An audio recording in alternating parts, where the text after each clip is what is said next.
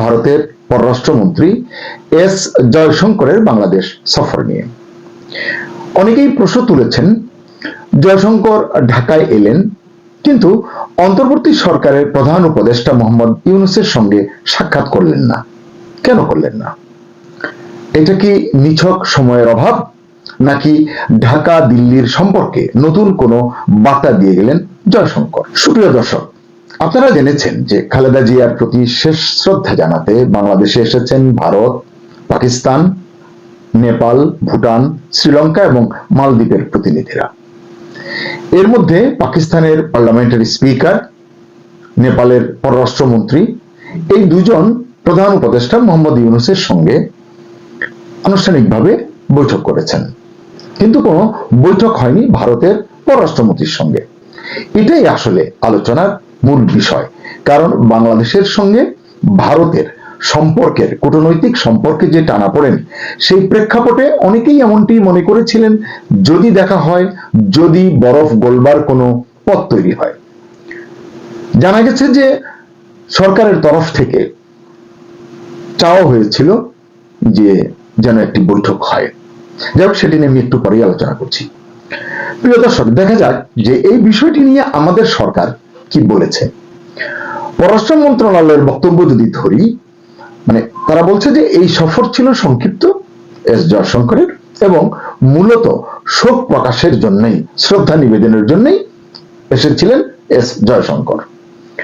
পররাষ্ট্র উপদেষ্টা তৌহিদ হোসেনের ভাষায় এটাকে আন্তরাষ্ট্রীয় সম্পর্ক বা রাজনীতির চোখে না দেখাই ভালো, এমনটাই তিনি বলেছেন। এটি গণমাধ্যমেও এসেছে।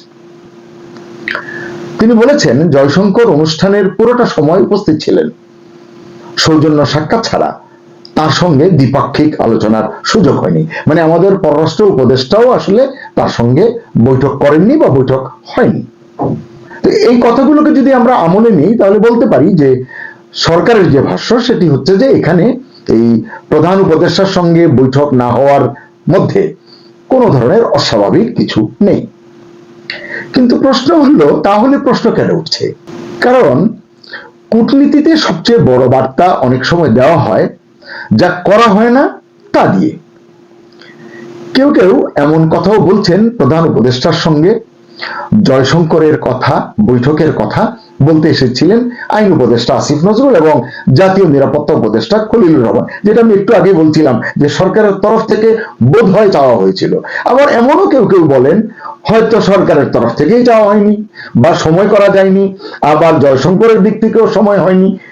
এটি আসলে সুনিশ্চিত করে বলবার কোনো তথ্য প্রমাণ হাতে নেই।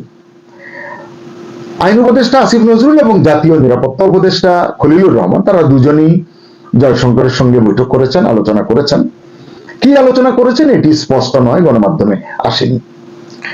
কিন্তু শেষ পর্যন্ত আউটকাম যেটা, সেটা হলো যে প্রধান উপদেষ্টার সঙ্গে বৈঠক হয়নি। হয় বৈঠকে রাজি হননি প্রধান উপদেষ্টা, অথবা বৈঠকে রাজি হননি জয়শঙ্কর। মূলত এখানেই সকল জল্পনার শুরু। আন্তর্জাতিক সম্পর্ক বিশ্লেষকদের একাংশ মনে করছেন, কেউ কেউ বলছেন, ভারত এই সফরের মাধ্যমে একটি দ্বৈত বার্তা দিয়েছে। আপনারা তো জানেন যে শেখ হাসিনা সরকারের পতনের পর থেকে বাংলাদেশে গঠিত অন্তর্বর্তী সরকারের সঙ্গে ভারতের সম্পর্ক খুব একটা ভালো যাচ্ছে না। বিশেষ করে কূটনৈতিক সম্পর্ক একেবারে তলানিতে এসে পড়েছে। সেরকম একটি প্রেক্ষাপটে যখন এস জয়শঙ্কর, ভারতের পররাষ্ট্রমন্ত্রী, এসেছেন, এর নানাবিধ দিক থাকতে পারে, নানান রকম আলোচনা এটি নিয়ে হতে পারে। একদিকে দেখা যেতে পারে যে খালেদা জিয়ার মৃত্যুতে ভারত রাষ্ট্রীয়ভাবে শ্রদ্ধা জানিয়েছে, জানানোর জন্য তাদের উচ্চ পর্যায়ের প্রতিনিধি পাঠিয়েছে। ভারতের প্রধানমন্ত্রী নরেন্দ্র মোদীর শোক বার্তা এবং পররাষ্ট্রমন্ত্রী জয়শঙ্করের উপস্থিতি, সব মিলিয়ে এটা ছিল একটা ইতিবাচক জেস্টার, এটি আমাদের পররাষ্ট্র উপদেষ্টাও বলেছেন। অন্যদিকে বর্তমান অন্তর্বর্তী সরকারের সঙ্গে সম্পর্কের শীতলতাও লুকানো থাকেনি, এটিও আসলে প্রকাশ্যে চলে এসেছে। ওই যে দেখা হয়নি, এটি নিয়ে এক পক্ষ বলবার সুযোগ পাচ্ছে, সেটিকেই ধরেই আমরা আলোচনাটি করছি। এমন প্রশ্ন উঠছে, ভবিষ্যতের দিকে তাকিয়ে আছে দিল্লি। ইতিপূর্বে আমরা শুনেছি ভারতের তরফ থেকে বলা হয়েছে যে নতুন নির্বাচিত সরকারের সঙ্গে কাজ করতে প্রস্তুত ভারত সরকার, এবং প্রধান উপদেষ্টা ইউনূসের সঙ্গে তাদের যে সম্পর্কের অবনতি হয়েছে, দ্বিপাক্ষিক সম্পর্ক, কূটনৈতিক সম্পর্ক, সেই আলোকে তারেক রহমানকে যে চিঠি লিখেছেন, সেই চিঠিতে এমন কিছু কথা নরেন্দ্র মোদী লিখেছেন, এগুলো নিয়েও কিন্তু এখন রাজনীতির যে মাঠে আলোচনা হচ্ছে।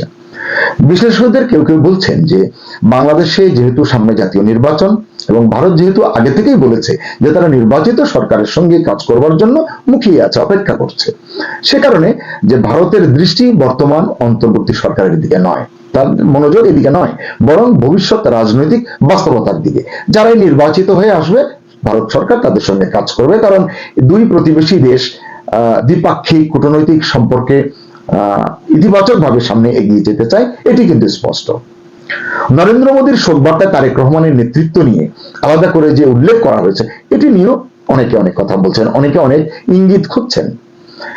নতুন সূচনার কথা বলা হয়েছে, নেতৃত্বের কথা বলা হয়েছে, এসব কথা খুবই ইঙ্গিতবাহী বলছেন বিশ্লেষকরা। অনেকে মনে করছেন যে এটি এরকম একটি ধারণা দেওয়ার চেষ্টা যে বিএনপি হয়তো সামনে ক্ষমতায় আসবে। আসলে এরকম একটি পর্যায়ে আপনি বলুন, যখন চিঠি লিখতে হয় আপনার নেতৃত্বে বা আপনার দলের নেতৃত্বে, দলের মধ্য দিয়ে মাধ্যমে যে সামনের দিকে গণতন্ত্র এগিয়ে যাবে, বাংলাদেশ এগিয়ে যাবে, এই কথাগুলো বলতে গেলে এভাবেই তো বলতে হবে। অন্য কি শব্দগুচ্ছ আছে আমার অন্তত জানা নেই। তাই এটিকে আমি সেভাবে অত সিরিয়াসলি দেখছি না, কিন্তু অনেকে মনে করছেন ভারত ইঙ্গিত দিচ্ছে যে বিএনপি হয়তো সামনে ক্ষমতায় আসবে। এর নানান সমীকরণ কিন্তু আছে। আবার যেটি আমি বললাম, অনেকেই বলছেন সবকিছু নিয়ে এত অতিরঞ্জন ভালো নয়, মানে একেবারেই ক্ষমতায় চলে এসেছে, নির্বাচন এখনো দূরে, নির্বাচন হয় কিনা সেটি নিয়ে প্রশ্ন, তাই এগুলো নিয়ে কথা বলা ঠিক না। ঢাকা বিশ্ববিদ্যালয়ের অধ্যাপক লাইলুফার ইয়াসমিন গণমাধ্যমকে বলেছেন, তিনি বলছেন যে এমন বার্তাকে, মানে এই ধরনের বার্তাকে অতিরিক্ত রাজনৈতিক অর্থ দেওয়া বা মূল্য দেওয়া ঠিক নয়। তার মতে সময়, প্রোটোকল এবং সফরের ধরন সবকিছু মিলিয়ে আসলে বিষয়টি দেখা উচিত। সত্যি তাই, তাহলে এটি নিয়ে আসলে অত তর্ক জমবে না। অর্থাৎ এটা নিশ্চিত করে বলা যাচ্ছে না জয়শঙ্কর ইচ্ছাকৃতভাবে ইউনূসের সঙ্গে দেখা করেননি, অথবা ইউনূস ইচ্ছা করে জয়শঙ্করকে এড়িয়ে গেছেন, এটি কিন্তু বলা যাচ্ছে না। তাহলে এই প্রেক্ষাপটে আমরা কি বুঝবো, সাধারণ জনগণের জন্য কি বার্তা? আমরা কি একটু দেখবো না যে এই সফর কি ঢাকা দিল্লির সম্পর্ক মেরামতের প্রথম ধাপ ছিল কিনা? একেবারেই শীতল সম্পর্কের মধ্যে জয়শঙ্করের এই আগমন কিছুটা হলো সম্পর্ক মেরামতের উদ্যোগ কিনা, নাকি বর্তমান সরকারকে পাশ কাটিয়ে ওই যে বললাম ভবিষ্যতের দিকে তাকানোর ইঙ্গিত সেটি ভারত দিতে চেয়েছে? সুপ্রিয় দর্শক, আসলে এইসব প্রশ্নের স্পষ্ট কোনো উত্তর কিন্তু এখন দেওয়া সম্ভব নয়, কিন্তু এটুকু পরিষ্কার, এই সাক্ষাৎ না হওয়াটাই সবচেয়ে বেশি প্রশ্ন তৈরি করেছে। প্রিয় দর্শক, আপনার কি মনে হয় জয়শঙ্করের সঙ্গে ইউনূসের সাক্ষাৎ না হওয়া কি নিছক কাকতালীয়, নাকি কূটনৈতিক হিসাবেরই অংশ? কমেন্ট সেকশনে আপনার বিশ্লেষণ লিখুন। ভালো থাকুন, নিরাপদে থাকুন। আল্লাহ হাফেজ।